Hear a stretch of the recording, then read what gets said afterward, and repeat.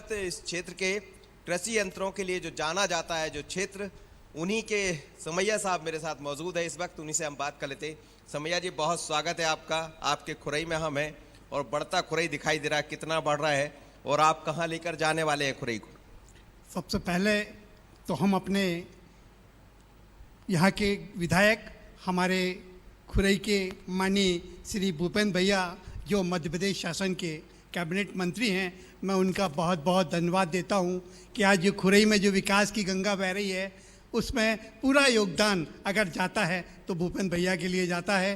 खुरई को उन्होंने जो सुविधाएं और यहाँ के विकास के लिए जो उन्होंने कार्य किए हैं वो ना भूतो ना भविष्यति, मगर हम ये आशा करते हैं कि भैया जब तक रहेंगे खुरई मध्य प्रदेश में नंबर 1 रहेगा, ऐसा हमारा विश्वास है। समैया जी, आपसे भी बात करना चाहूँगा।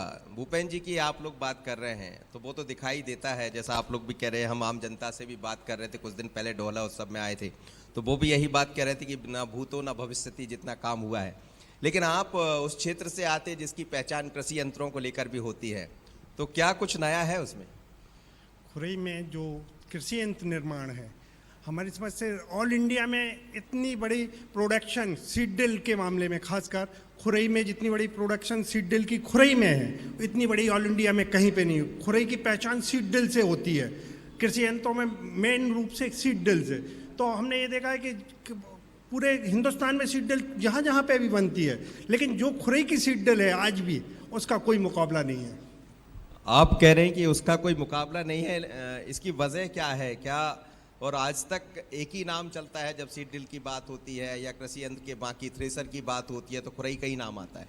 क्योंकि यहाँ की जो टेक्नोलॉजी है हम लोगों की बनाने की, वो क्वालिटी है, उस पर हम लोग विशेष ध्यान देते हैं और वो किसानों को बहुत पसंद आती है। किसान उससे बहुत ज़्यादा अपने फसल की पैदावार लेता है।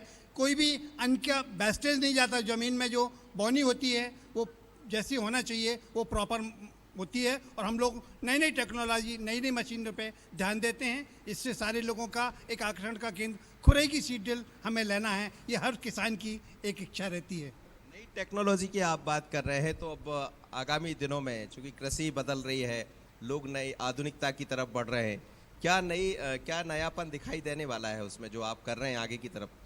निश्चित अब हम लोग ये एक जिला एक उत्पाद में हमारे देश के माननीय प्रधानमंत्री श्री नरेंद्र मोदी जी ने सागर जिले को एक जिला एक उत्पाद में कृषि यंत्रों को चुना है और उस कृषि यंत्रों के चुनाव के कारण हम लोगों को आने वाले समय में बहुत सारी सुविधाएं शासन के द्वारा मिलने वाली हैं और एक क्लस्टर हम लोग बनाने जा रहे हैं जिसका बहुत जल्दी हम लोग उद्घाटन करेंगे क्लस्टर का। और उससे सारे नई नई टेक्नोलॉजी, नई मशीनरी, जो मशीन हम लोग एफर्ट नहीं कर पाते वो शासन के द्वारा उस क्लस्टर के माध्यम से हम लोगों को मिलेंगी। जी बिल्कुल बिल्कुल मनोज जी, यानी कि खुरई के विकास की बात पर ये फोकस्ड हमारा कार्यक्रम अब से कुछ ही देर में इस कार्यक्रम का आगाज होगा।